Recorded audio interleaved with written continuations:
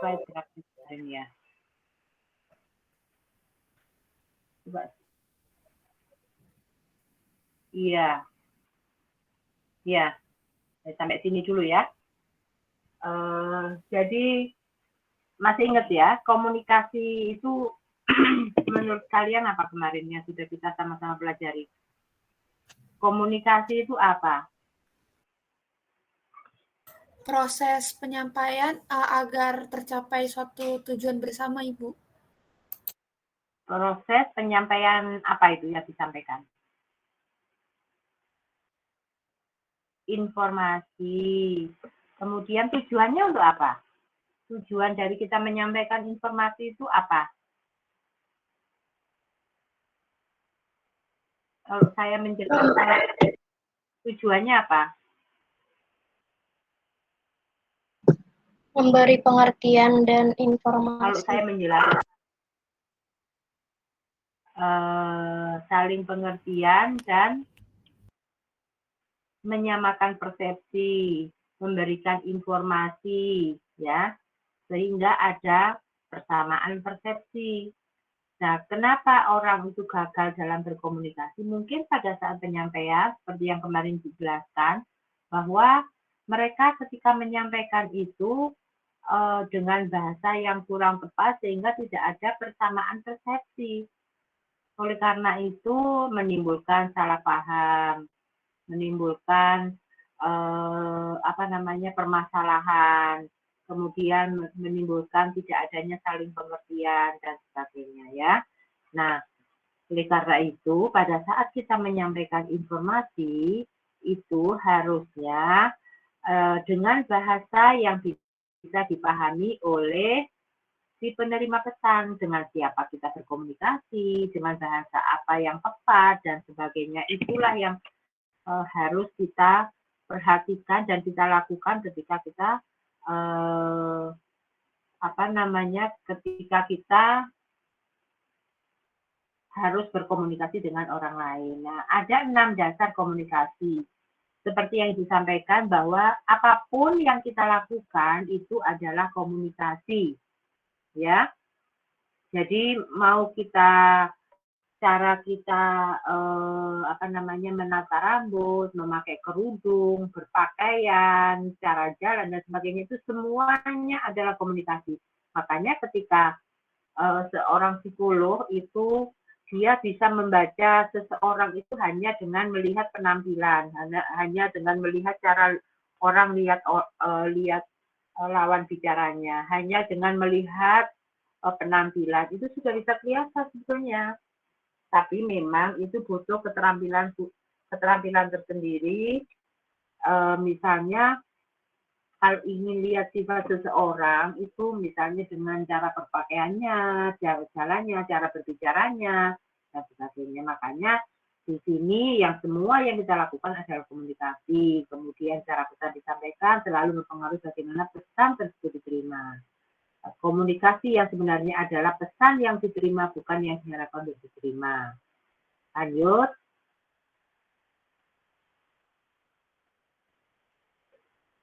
Lanjut, Anugrah. Ya, maaf Bu, laptopnya agak lemot. Oke. Lanjut, langsung semua aja. Nah, itu. Jadi,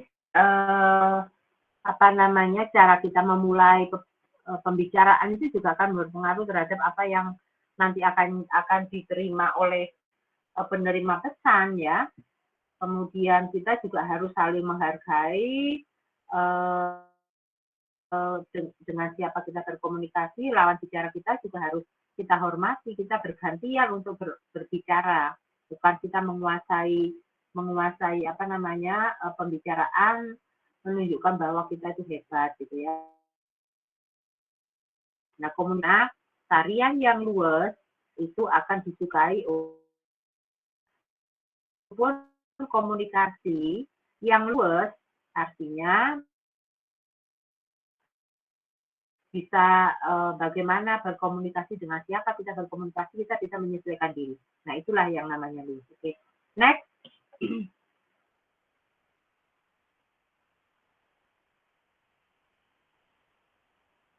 Nah, memang langsung ternyata memang di dalam berkomunikasi pun kita itu sering mengalami yang namanya hambatan. Apa hambatan di dalam berkomunikasi? Yang pertama ada status efek. Kira-kira apa yang dimaksud dengan status efek itu? Ada yang bisa memberikan argumennya atau statementnya yang dimaksud dengan status efek ini apa?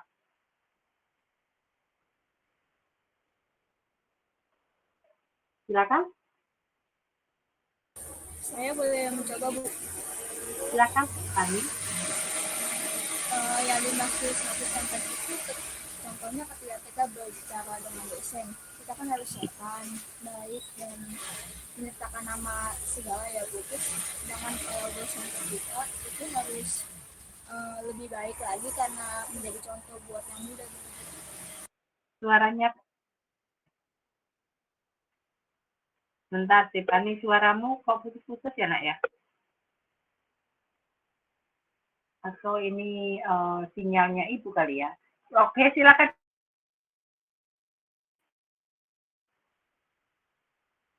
Halo?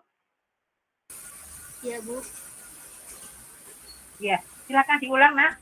Tadi itu suaranya putus-putus. Ya, Bu. Jadi yang dimaksud status efek itu contohnya kayak kita berbicara ke dosen, harus baik, sopan, terus menanyakan tujuan kita dengan jelas. Sedangkan dari dosen ke kita itu harus mengajarkan bicara dengan baik dan lembut sebagai contoh dari yang tua ke yang muda. Kenapa ya ini ya?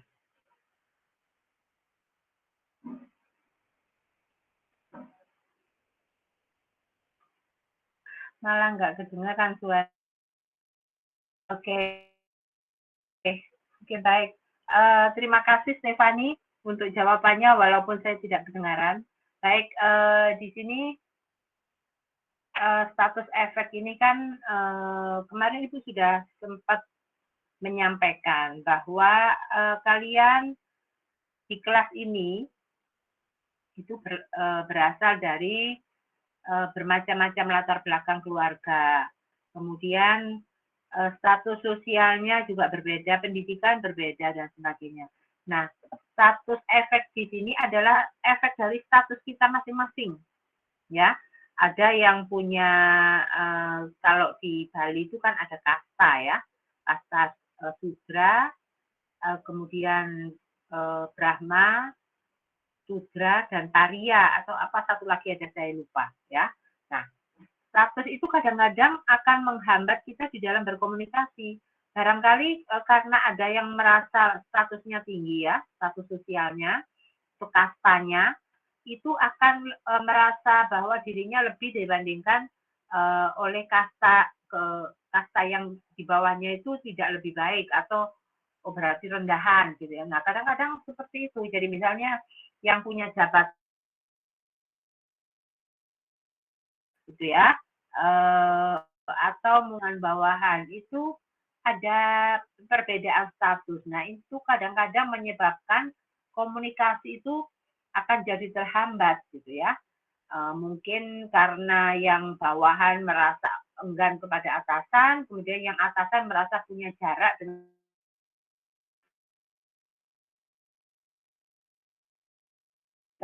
terkait dengan status efek tadi.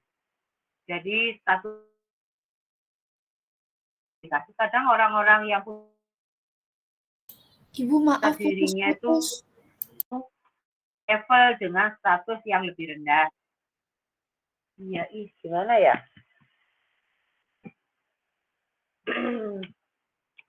Masih putus-putus? Tadi Masih? kalau agak panjang putus-putus Bu, kalau sekarang nggak putus-putus. Iya, suara kamu juga putus-putus. Kenapa ya ini? Kayaknya memang WiFi di rumah saya ini agak error ini. Oke, saya coba lagi ya. Jadi status efek ini adalah terkait dengan status sosial. Masih dengar? Masih, Bu. Oke.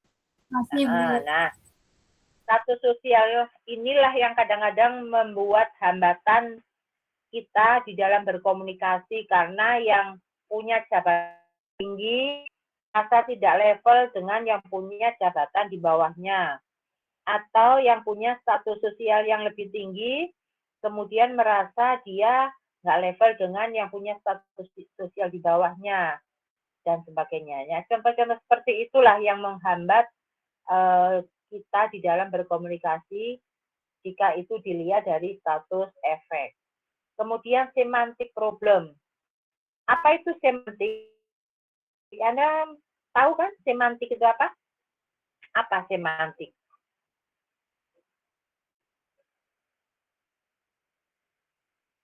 Halo? Apa semantik? Bahasa.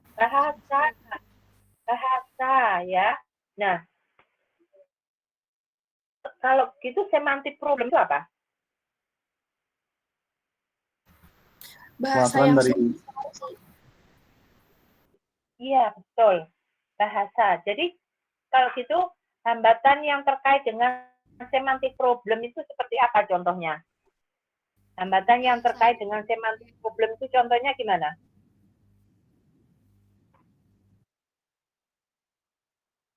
Bukan. Ini Bu, Jadi, perbedaan satu kata beda makna ya Bu? Betul. Betul ya. Jadi saya bisa membayangkan kalau misalkan Indonesia ini tidak ada bahasa Indonesia. Betul-betul mulu dia. Dari Sabang sampai Merauke itu bahasanya ribuan. Betul-betul. Yang berbeda satu dengan yang lain. Kalau tidak ada yang namanya bahasa pemersatu bangsa, bisa nggak kita komunikasi? Kalau nggak ada bahasa Indonesia, orang Sumatera dengan orang Jawa bisa nggak komunikasi? Nah, itulah semantik problem. Problem bahasa, ya. Jangankan Sumatera dengan Pulau Jawa, sesama Jawa Barat pun itu kadang-kadang itu sudah ada perbedaan. Misalnya bahasa yang orang Sunda Cirebon dengan Sunda Bandung itu sudah sangat berbeda. Jawa Tengah sesama Jawa Tengah pun sama. Gunanya bahasa Indonesia adalah merupakan bahasa pemersatu, di mana di situ siapapun orang Indonesia, kalau bisa bahasa Indonesia, berarti bisa berkomunikasi dengan suku manapun yang ada di Indonesia, ya. Kemudian perceptual distortion. Nah, ini baru kita bahas di slide sebelumnya. Misalnya kita berkomunikasi, menyampaikan pesan, beda persepsi. Nah, disinilah perceptual distortion ini. Jadi misalkan kita menyampaikan satu pesan, tetapi kita tidak menghasilkan satu persepsi yang sama. Nah, itu akan menjadi satu hambatan. Bahkan mungkin fatalnya adalah pada saat kita selesai komunikasi, feedback nggak bagus, malah menjadikan satu permasalahan, bahkan menjadi konflik. Itu kalau mengalami yang namanya perceptual distortion. Jadi perbedaan persepsi ini, ya. Kalau culture difference apa? Perbedaan budaya. Perbedaan budaya, Bu. Kira-kira dampaknya apa? Hambatan apa yang diakibatkan karena perbedaan budaya ini?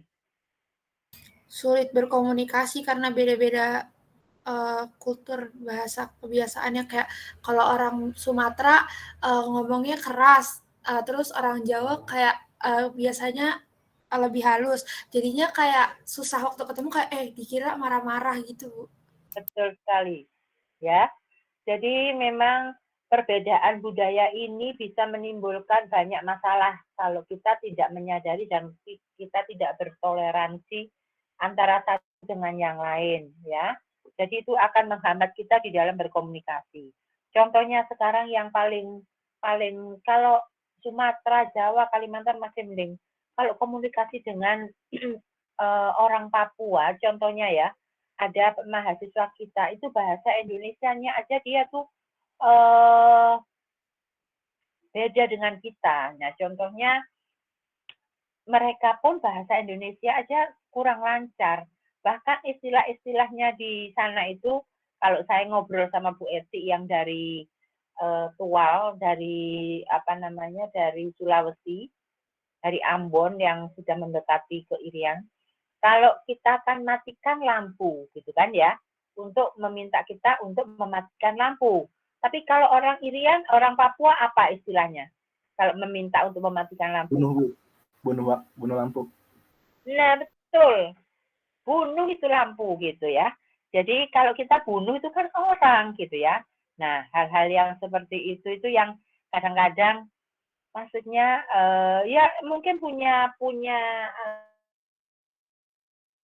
karena mungkin bahasanya berbeda bisa menimbulkan hal-hal yang barangkali menimbulkan salah paham. Makanya kadang-kadang kalau saya ngobrol sama dosen dari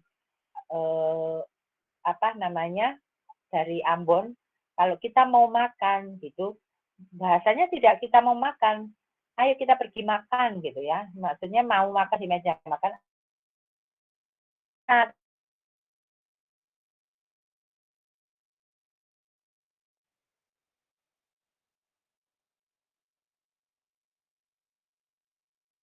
Negara kita banyak budaya, banyak bahasa, kemudian juga seperti yang Ibu sampaikan bahwa makanan kita juga bervariasi, ya. Jadi kita mau makan jenis makanan apapun ada itu di Indonesia dan semuanya itu enak gitu ya. Tapi mungkin kalau seperti kalian tuh masih terpengaruh oleh makanan-makanan yang kekinian, tapi nanti kalau sudah seumuran 40 ke atas itu sudah mulai mencari makanan-makanan yang sifatnya tradisional. Bahkan itu yang lebih nikmat dan lebih sehat. Tapi kalau untuk kalian itu kan, walaupun kita punya budaya dengan aneka masakan yang bermacam-macam, mungkin tidak mempengaruhi untuk orang-orang milenial gitu ya. Oke, selanjutnya physical distortion. Jadi, apa ini physical distortion ini menurut kalian? Hambatan fisik, Bu. Hambatan fisik, contohnya seperti apa? Contohnya komunikasi, kalau ini komunikasinya jarak jauh, Bu. Jadi keadaan si pengirim pesan sama penerima pesan lokasinya berjauhan, Bu. Jadi dia ada hambatan fisik. Oke. Hambatan fisik ini memang kita berbeda secara fisik, kemudian kasih kita itu bisa terhambat ya karena disampaikan oleh Dava tadi. Bisa juga misalnya perbedaan fisik yang lemah, yang kuat, yang kecil, yang besar, dan sebagainya. Itu juga bisa menghambat kita di dalam berkomunikasi ya. Jadi kalau nanti di komunikasi di selanjutnya tuh nanti ada, kalau kita komunikasi perbedaan fisik, perbedaan physical distortion atau proximate dan sebagainya nanti akan dijelaskan lebih lanjut ya. Nah, kemudian poor choice of communication, apa artinya nih? Poor choice of communication, apa menurut kalian? Salah pemilihan Apa kata ya? bukan? Poor Ya, choice, salah pemilihan kata. pemilihan kata atau pemilihan sarana ya yang akan menghambat komunikasi. Jadi pemilihan kata salah atau kurang tepat, kemudian pemilihan alat komunikasi yang kurang tepat, nah itu juga akan menghambat kita di dalam berkomunikasi. Terus yang terakhir, no feedback. No feedback itu contohnya seperti apa? Nggak ada timbal balik. Jadi kita tuh menyampaikan segala macam gitu ya, feedbacknya tidak ada. Jadi kita tidak tahu kita sukses nggak sih menyampaikan informasi, kita bisa diterima nggak sih apa yang kita sudah sampaikan, kemudian dipahami nggak sih apa yang sudah kita berikan. Nah, itulah, jadi karena nggak ada feedback, kemudian kita menasehati seorang tua, orang tua menasihati anaknya, gimana anaknya ya. Jadi kita nggak tahu anaknya itu sebenarnya menerima atau tidak menerima. Ujung-ujungnya ketika sudah selesai dinasihati, besoknya dia begitu lagi. Nah, jadi kita tidak tahu. Tapi ketika kita menasihati anak, menasihati teman, menasihati adik, kalau misalnya ada feedback, misalnya dia diberilah kesempatan untuk menyampaikan pendapatnya. Jangan misalnya sebagai orang tua atau sebagai kakak, itu kalau misalnya nasihati, orang harus mendengar. Sehingga kita tidak mendengarkan tanpa dikasih kesempatan untuk membela diri atau menyampaikan argumennya. Nah, itu dampaknya juga kurang bagus. Kenapa? Karena kita tidak tahu apa yang kita sampaikan itu dipahami atau tidak, diterima atau tidak. Kemudian sebenarnya yang terjadi adalah mungkin bisa tidak sesuai dengan yang kita sampaikan gitu ya. Kadang-kadang orang tua itu kalau menasihati anak itu semacam doktrin. Itu orang zaman dulu seperti saya kalau dinasihati orang tua dulu itu nggak boleh. Ngelihat aja nggak boleh. Apalagi jawab. Prinsipnya itu suka nggak suka harus didengar. Yang suka dipakai, yang nggak suka dibuang. Itu prinsipnya. Tapi kan kita akhirnya nggak tahu maunya anak itu seperti apa. Jadi kalau bisa memang orang tua itu kalau menasihati, kayak kita ngobrol sama teman, itu akan lebih bisa masuk karena tahu keinginannya anak itu seperti apa. Nah, itulah kondisi sekarang. Apalagi sekarang tuh era milenial ya, bukan mahasiswa, anak-anak umur milenial itu tidak bisa dilakukan doktrin. Saya pun dengan anak saya sendiri, saya nggak bisa mendoktrin. Kalau semakin didoktrin, semakin lari gitu ya.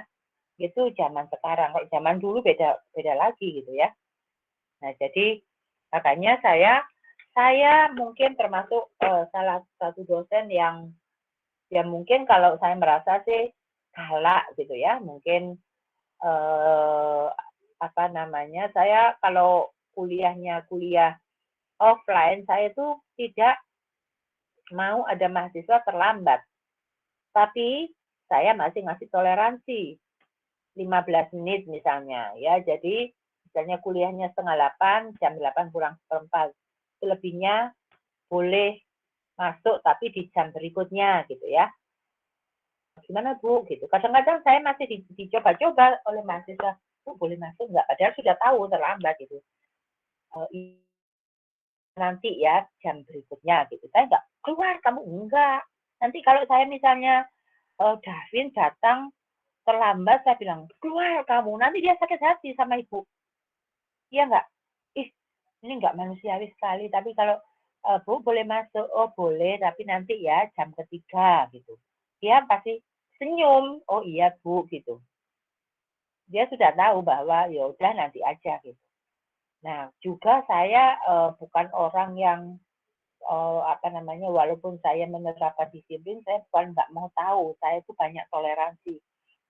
Sehingga kadang-kadang saya dimusuhi juga bisa sesama dosen gitu ya. Biasanya untuk hal-hal tertentu itu dikomplain gitu. Tapi saya punya alasan tersendiri untuk melakukan sesuatu sesuai dengan yang saya anggap bahwa itu masih dalam koridor yang masih normal gitu ya. Dan saya juga tidak keberatan untuk membantu mahasiswa selama mahasiswanya kooperatif. Ya, saya bahkan mungkin tahun berapa ya saya lupa, ada mahasiswa itu yang malesnya nggak ketulungan gitu ya. Sudah kuliahnya sering nggak datang, kemudian setelah ujian nilainya jelek, saya itu yang menghubungi. Kemudian nggak datang-datang. Coba, gimana nggak kesel gitu ya. Mana ada itu, kalau di universitas tuh nggak ada yang kayak gitu. Ya udah nggak lulus aja gitu kan. Terus saya panggil, dia datang gitu. Akhirnya dia menyampaikan banyak hal dengan alasannya dia. Pokoknya saya nggak mau tahu, kamu mau lulus apa enggak. Kalau mau lulus, tolong kamu kerjakan ini. Oh iya Bu, baik. Sampai akhirnya begitu dia selesai mata kuliah Ibu, di semester berikutnya, begitu ada Ibu lewat, teman-temannya tuh manggil nama dia. Bu, ini loh, misalnya namanya Davin gitu. Bu, ini Davin, Bu, ini Davin misalnya. Jadi dia tuh akhirnya salah tingkah gitu ya setiap ada saya lewat gitu. Tapi akhirnya hubungan itu baik dan ternyata saya tuh jadi diingat sama dia gitu ya. Walaupun ya saya marah-marahi, tapi saya kasih kesempatan. Nah, artinya bahwa saya itu bukan kalau sudah salah ya sudah nggak diampuni, enggak gitu ya. Karena saya juga manusia yang nggak mungkin luput dari yang namanya salah ya. Oke, sekedar intermezzo ya. Oke, lanjut.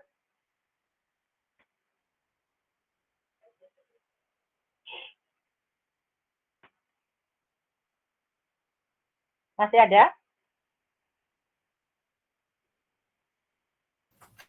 Sebentar ya, Bu. Oke. Bisa dipencet dulu laptopnya.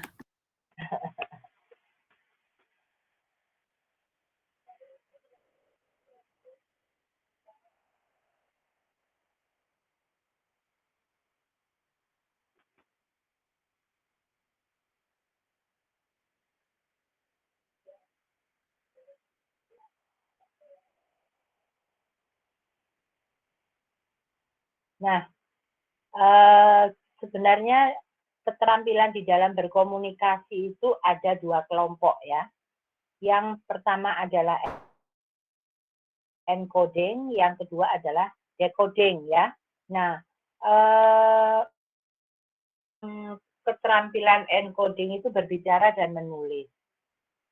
Ya, berbicara dan menulis ini keterampilan membuat dan mengirimkan pesan. Orang kalau pandai berbicara, pandai menulis. Tapi kalau orang cenderung senang mendengar, kemudian senang membaca, itu biasanya keterampilannya itu adalah mencerna pesan. Kadang-kadang kita itu di dalam berkomunikasi itu kan memerlukan kita itu harus banyak bicara atau menulis gitu kan.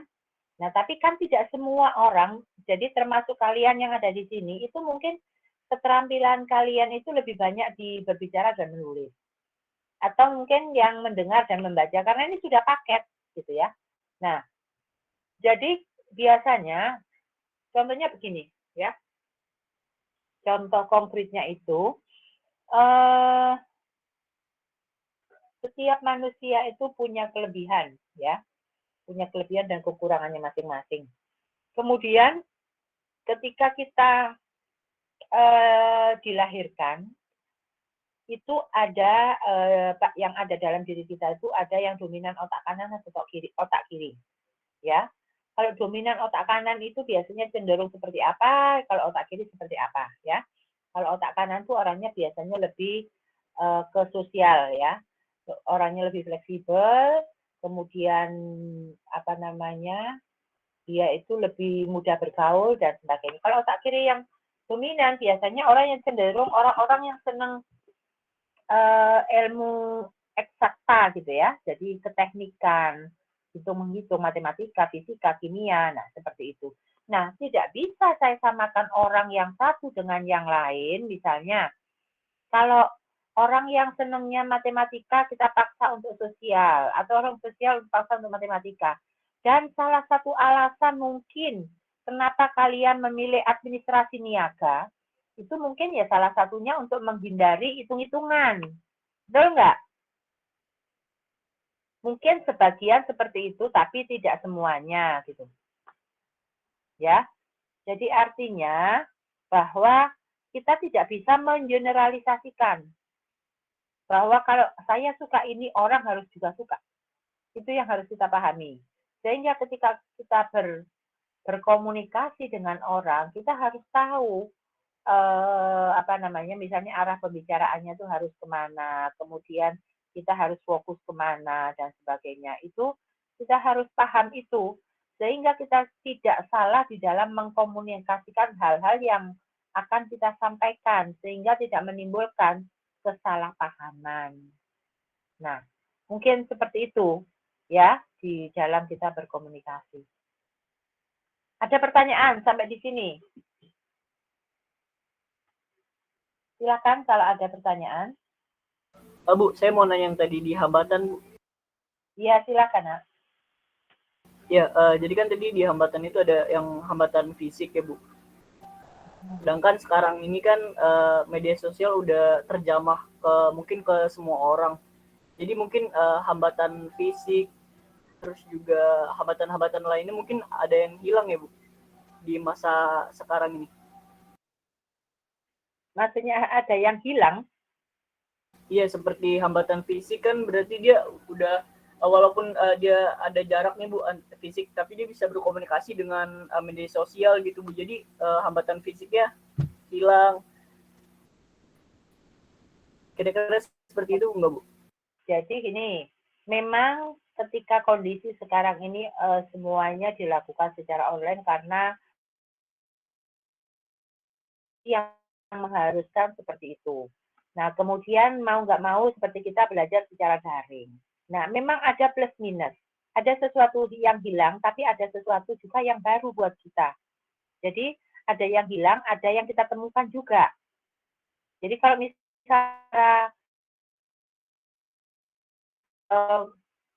misalnya kondisi seperti ini tidak terjadi, mungkin kita tidak akan belajar bagaimana belajar secara online. Artinya mau nggak mau kita harus belajar yang namanya teknologi. Mau nggak mau kita harus melihat kondisi yang bisa menguntungkan dengan kondisi seperti ini, ya. Terus komunikasi, tapi untuk hal-hal tertentu itu tidak bisa dilakukan secara online. Kalaupun bisa dihasilkan dilakukan, itu hasilnya tidak maksimal. Bukan berarti sepenuhnya ini baik dan tidak ada kurangnya, memang plus minus. Cuman sekarang permasalahannya adalah kita harus bisa menimbang untuk hal-hal tertentu. Misalnya hal-hal yang bisa dilakukan secara online dan mana yang tidak bisa dilakukan secara online. Ada plus minus, ya. Jadi makanya kita sekarang harus pintar-pintar kita untuk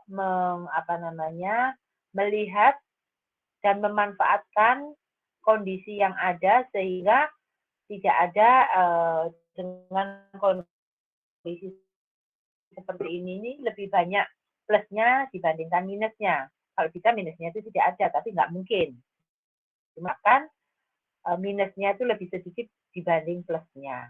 Nah itu pasti ada, itu nggak mungkin nggak ada. Oke, Java? Ya, siap. Terima kasih, Bu. Oke, nah. Ada lagi yang lain yang mau ditanya? Jadi, segala sesuatu itu memang pasti ada kelebihan, ada kekurangannya. Namun yang perlu kita pikirkan adalah lebih banyak lebihnya atau lebih banyak. Jadi, seperti sekarang ini di PNJ itu lagi dipikirkan, lagi dibuat jadwal juga bahwa sekarang itu kan harus ada offline-nya 25%, 75% teori kan gitu. Nah, tapi ini ya harus dibikin jadwal ulang. Kenapa nggak dari awal? Itu sudah disampaikan. Itulah yang sangat kita sayangkan. Tapi kan kita di sini hanya bisa menerima. Harusnya kalau memang ada kondisi seperti itu ya kita harus dari awal disampaikan sehingga jadwal itu bisa fleksibel gitu. Nah, sekarang kalau misalnya saya menginginkan kalian untuk datang ke kampus, misalnya untuk mata kuliah kompis karena mau presentasi, datang ke kampus. Kalian kan ada kuliah sebelumnya, paginya. Nah, terus bagaimana perkuliahan sebelumnya kalau Anda harus melakukan perjalanan dari rumah ke kampus? Kecuali misalnya ya sudahlah hari ini kita dari pagi kuliah kampus walaupun mungkin kuliah sebelumnya tidak bagus, itu sih nggak masalah, tapi kan nggak semuanya bisa menyadari hal itu gitu ya. Oke, mungkin itu yang bisa Ibu sampaikan. Barangkali ada yang mau ditanyakan lagi, silakan ya. Karena yang paling penting adalah bisa belajar itu lebih apalagi di sana sekarang ini kan di kampus itu diharap ya kuliah kampus merdeka ya. Jadi merdeka belajar, kampus merdeka ya. Nah, yang diharapkan adalah kalian itu lebih banyak praktek dibandingkan kita itu teori. Karena kalau teori begitu dikasih tanya jawab habis itu lupa. Tapi kalau Anda melakukannya sendiri itu akan lebih mengena dan Anda akan lebih mengingat ketika melakukan misalnya praktek masukan dari Ibu, dari teman-teman waktu presentasi, saya itu dikomentari ini, kasih masukan ini, berarti saya kurangnya di sini kan gitu. Tapi kalau misalnya ada yang diberikan hanya teori, kemudian setelah dikasihkan Anda ujian selesai, begitu selesai habis dihafal hilang, kan gitu ya. Oke, masih ada slide berikutnya?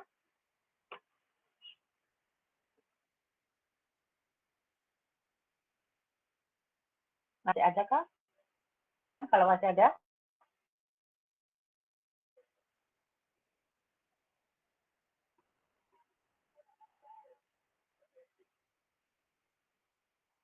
Sudah habis sih Bu Sudah habis. slide-nya. Saya ini mau nge-share dulu ya lewat WA. Mudah-mudahan nggak menghambat. Bentar.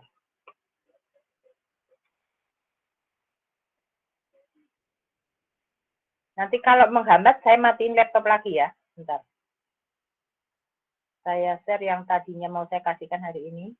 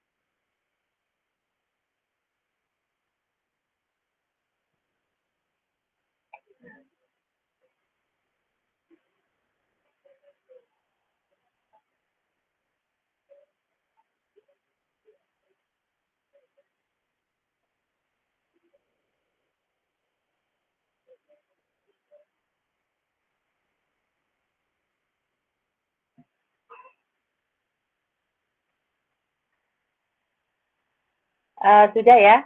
Masih kedengaran suara saya? Halo? Masih, Bu. Masih, Bu. Oke.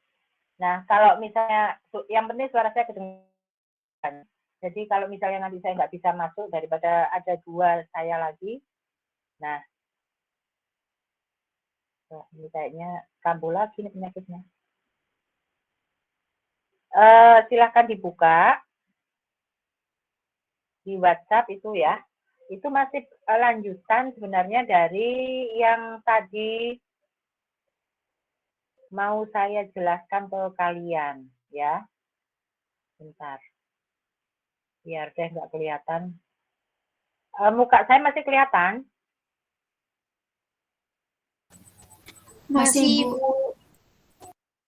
Ya sudah, apa-apa. Tapi saya nggak bisa menampilkan slide-nya. Ketika saya buka, saya masuk lagi, pasti akan ada 2 lagi karena ya. Jadi lanjutan dari persepsi itu bisa kalian buka, tapi saya di sini menyampaikan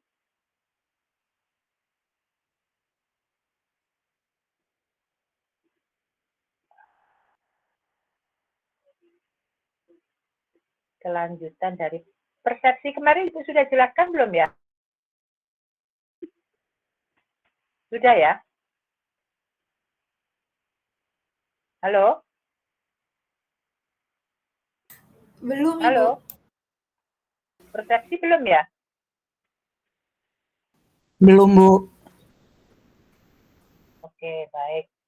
Nah, kalau gitu saya kirim lagi yang satunya.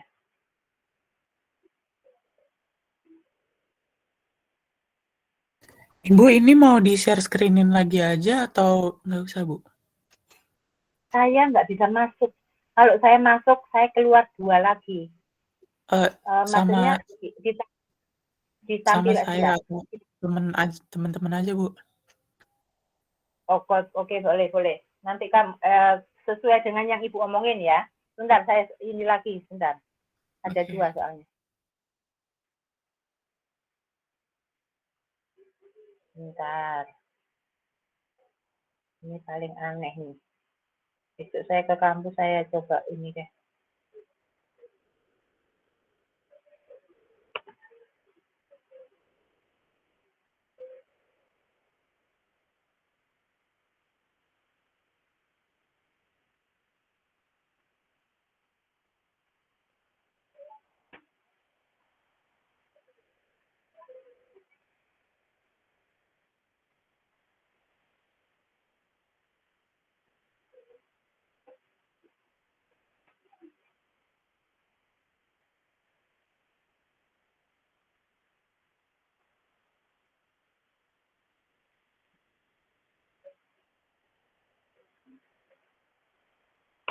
Oke, yang saya jelaskan yang tentang persepsi ya, yang saya kirim yang kedua ya. Saya pikir kemarin saya sudah kirim, ternyata belum ya. Nah, di dalam berkomunikasi itu ada istilah persepsi ya. Jadi sebenarnya inti dari komunikasi itu apa? Inti dari komunikasi adalah persepsi ya. Ya, kemudian proses komunikasi kemarin sudah kita jelaskan, dan ini adalah inti dari komunikasi. Sebetulnya inti dari komunikasi itu apa? Inti dari komunikasi adalah persepsi. Ya. Nah, persepsi itu apa? Persepsi internal yang memungkinkan kita memilih, mengorganisasikan, dan menafsirkan rangsangan dari lingkungan kita, dan proses tersebut membentuk kita. Jadi, seperti kita di dalam berkomunikasi, itu kan diharapkan kita memiliki persepsi yang sama dengan lawan bicara kita. Namun kan itu semua belum tentu bisa terjadi. Nah, seperti arti dari sebuah komunikasi, salah satunya adalah mempersamakan persepsi, ya. Dasar komunikasi bahwa semua ya, permulaan atau awal dari pesan itu kita sampaikan itu mempengaruhi hasil dari komunikasi tersebut.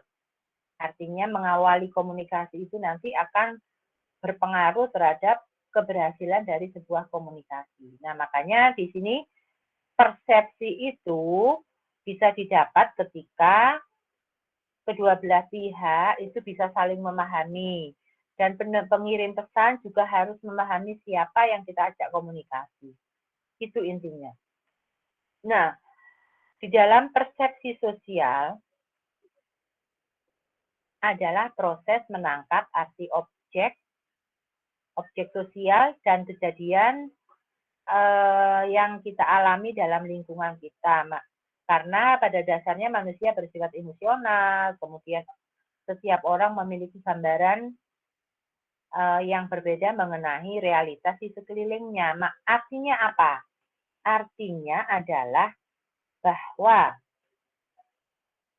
sebagai manusia itu punya emosional dan mempunyai gambaran atau persepsi yang berbeda terhadap kondisi yang ada di sekitar kita. Misalnya, contohnya, ketika ada satu kejadian, ya, ada satu kejadian yang terjadi di sekitar kita, nah itu akan mempengaruhi pemikiran kita. Nah, pemikiran tersebut biasanya dipengaruhi oleh latar belakang kita, pengalaman kita, kemudian lingkungan kita, pendidikan kita, gitu. Itu akan sangat mempengaruhi ketika kita melihat satu fenomena di dalam atau di sekitar kita yang terjadi, ya, di sekeliling kita. Nah, itulah persepsi. Jadi ada sesuatu di dalam diri kita, ya, yang bisa menafsirkan sesuatu yang ada di lingkungan. Itu biasanya akan sangat tergantung dengan siapa dan bagaimana dan berasal dari mana kita datang, ya, gitu. Nah, kemudian kekeliruan dan kegagalan persepsi. Jadi memang kita itu kadang-kadang salah di dalam mempersepsi. Kenapa hal itu terjadi? Ya, kekeliruan dan kegagalan persepsi itu yang pertama karena kesalahan atribusi. Apa itu kesalahan atribusi? Nah, sebelum kita melihat kesalahan atribusi, kita harus tahu atribusi itu apa. Atribusi adalah proses internal dalam diri kita untuk memahami penyebab perilaku orang lain. Jadi misalnya ada penampilan fisik kok berubah, atau kita menyampaikan pesan yang tidak utuh atau tidak lengkap. Sehingga itu menimbulkan kita di dalam memahami penyebab perilaku seseorang, ya. Penyebab perilaku orang lain. Jadi misalnya kita melihat teman kita tiba-tiba kok perilakunya aneh. Kok perilakunya begitu? Nah, kemudian dilihat dari penampilan fisik, atau mungkin karena ada sesuatu informasi yang kita terima itu karena tidak utuh. Sehingga kita salah di dalam mempersepsi. Misalnya lihat teman yang perilakunya, penampilannya aneh. Terus kemudian kita mengasumsikan atau kita punya pikiran yang macam-macam. Orang kok kayak gitu dan sebagainya. Padahal kita tidak tahu yang sebenarnya terjadi apa. Atau bisa jadi mungkin ada pesan yang disampaikan itu informasinya tidak utuh, gitu. Sehingga apa yang kita terima itu tidak sebenar-benarnya kondisinya seperti itu. Nah, itulah yang menyebabkan kesalahan di dalam mempersepsi sesuatu. Kemudian halo efek. Anda tahu halo efek? Tahu halo efek nggak? Anda melihat seseorang di awal itu biasanya menimbulkan apa? Kalau melihat pertama kali melihat Bu Titik pasti pesan pertama, ya. Pesan pertama, halo, saya masih didengar? Terdengar ya, Bu? Masih, Bu. Oke, baik. Jadi orang melihat orang lain awal pertemuan, itulah halo efek yang bisa menimbulkan dampak baik maupun buruk tergantung dari kesan pertama yang diberikan orang terhadap kita. Kalau pertama baik, kesannya akan baik, walaupun mungkin yang sebenarnya itu tidak baik. Tidak seperti pada saat kesan pertama itu sesuai dengan apa yang kita lihat. Ya, itu halo efek. Kemudian ada stereotyping. Nah, stereotyping ini adalah mengeneralisasikan orang-orang berdasarkan sedikit informasi dan membentuk asumsi mengenai mereka berdasarkan keanggotaan mereka dalam suatu kelompok. Apa ini maksudnya? Jadi mengeneralisasikan ini maksudnya menyamaratakan, ya, menyamaratakan orang berdasarkan sedikit informasi dan membentuk asumsi mengenai mereka karena keanggotaan mereka dalam suatu kelompok. Misalnya, geng motor, ya. Geng motor ini kan selalu meresahkan masyarakat, ya. Nah, kenapa mereka meresahkan masyarakat? Karena memang sering bikin ulah. Sehingga ketika seseorang menjadi anggota geng motor, itu orang pasti pikirannya jelek.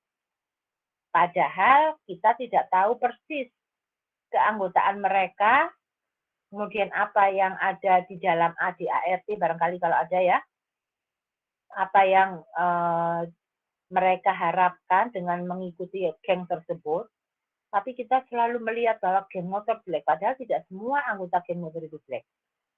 Itulah yang dinamakan stereotyping. Ya, jadi kita tidak boleh ada stereotyping ini, ya. Kenapa? Ya karena mungkin kita bisa salah dalam memahami atau melihat seseorang karena mereka dalam mengikuti keanggotaan dalam organisasi tertentu. Padahal mungkin organisasi itu di dalamnya itu tidak sejelek seperti yang dilihat. Nah, itu stereotyping. Kemudian yang keempat ada culture shock. Apa itu culture shock? Suatu trauma umum yang dialami seseorang dalam suatu budaya yang baru dan berbeda karena harus belajar dan mengatasi begitu banyak nilai-nilai budaya dan pengharapan baru. Sementara nilai budaya dan pengharapan budaya lama tidak lagi sesuai. Jadi, contohnya misalnya, saya datang ke satu negara tertentu untuk tinggal beberapa lama di satu negara tersebut. Tentunya culture-nya akan berbeda dengan negara kita. Misalnya saya ke Eropa gitu ya. Kemudian saya setelah nyampe di sana dengan budaya baru, kemudian saya harus makan roti karena di sana nggak ada nasi kan gitu ya. Walaupun sekarang ada sih, walaupun itu mahal katanya ya. Nah, budaya baru itulah yang akhirnya merubah saya untuk menyesuaikan itu. Nah, karena saya berasal dari negara yang makan nasi, ya barangkali itu adalah sesuatu yang mengagetkan. Nah, ketika mungkin saya ke Indonesia, saya nggak mau makan nasi lagi, makan roti.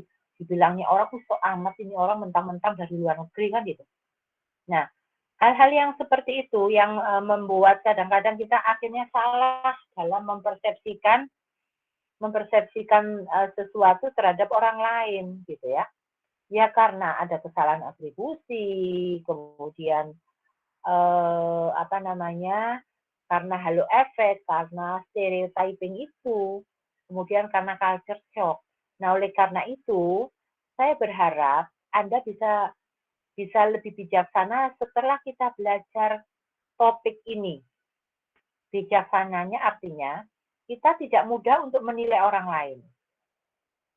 Ya. Jadi apa yang kita lihat itu sebenarnya belum sebenar-benarnya itu benar. Kadang-kadang orang hanya ingin menutupi kekurangannya. Kadang-kadang orang hanya ingin biar tidak dilihat baik, biar menilai saya jelek gitu ya, atau mungkin biar keburukannya nggak kelihatan dan sebagainya. Jadi jangan mudah percaya dengan apa yang Anda lihat ketika Anda tidak memiliki informasi secara utuh. Ya, kadang-kadang kita kan misalnya lihat televisi nih, televisi yang disukain orang itu kan yang gosip-gosip itu ya. Nah, gosip-gosip itu kadang-kadang kan sudah digoreng gitu ya. Namanya gosip itu kan digosok makin sip. Jadi artinya mungkin informasinya itu cuma ada 5 karena biar sip ditambah lagi 3 atau 5 gitu ya, supaya orang yang melihat itu lebih tertarik, kemudian informasinya itu yang kita dapatkan 70%, kita menyampaikannya 100%. Nah, 30%-nya dari mana? Ya mungkin kita menggoreng-goreng itu tadi. Ya. Nah, itulah jadi yang menimbulkan atau mengakibatkan kekeliruan dan kegagalan kita di dalam persepsi. Oke? Ada yang mau ditanya? Silakan kalau ada yang mau ditanya.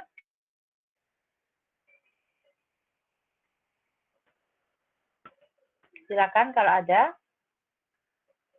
Ini sudah saya kirim ya bahan ini. Saya Bu mau bertanya. Silakan, Nak. Tadi yang halo efek gimana Bu? Saya belum paham. Halo efek itu sebenarnya adalah merupakan kesan pertama, ya. Nah, kesan pertama ini kalau kita melihat atau ketemu seseorang, misalnya mungkin ya, apa yang kita lihat, kita memberikan satu penilaian, ya. Memberikan satu penilaian di mana apa yang kita lakukan dalam memberikan penilaian itu belum sepenuhnya benar. Karena orang melihat di pertama kali, itu kan pada saat itu, mungkin kondisinya lagi baik atau lagi buruk. Ya. Nah, kemudian ketika kita melihat kesan pertama itu baik, yang ada di pikiran kita, wah orang itu baik.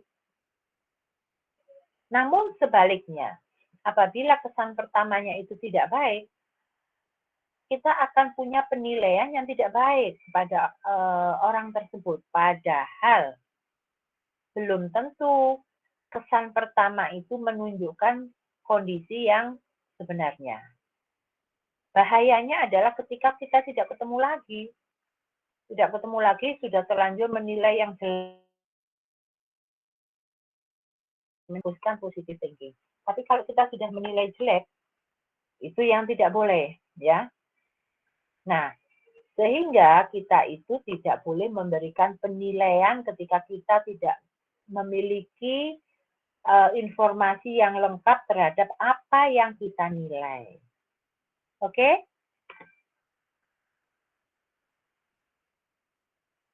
Cukup jawabannya? Cukup Bu, terima kasih. Oke, Nak. Ada lagi yang mau tanya? Silakan.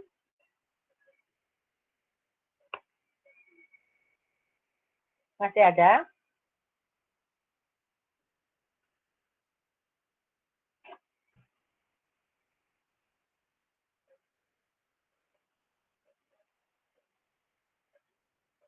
Sejauh ini paham Ibu. Oke, baik. Bentar ya, ini saya nggak bisa lagi.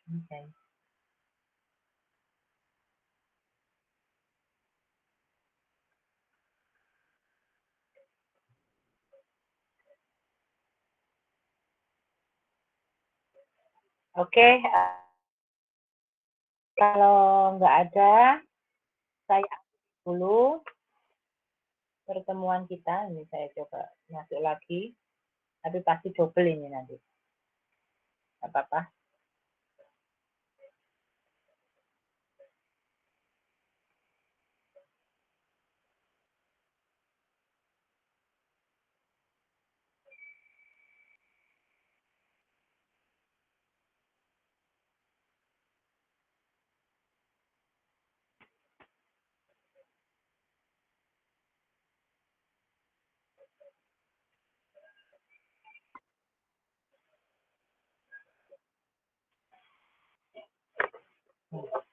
Double lagi. Udah nggak apa-apa.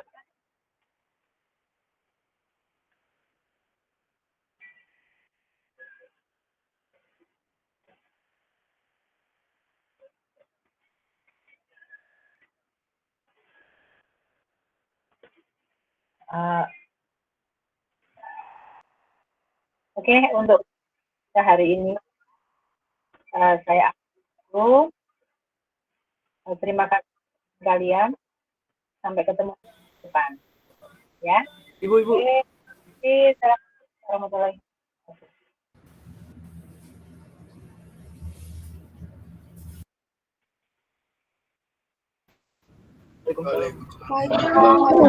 Waalaikumsalam warahmatullahi wabarakatuh. Terima kasih, Ibu. Ibu,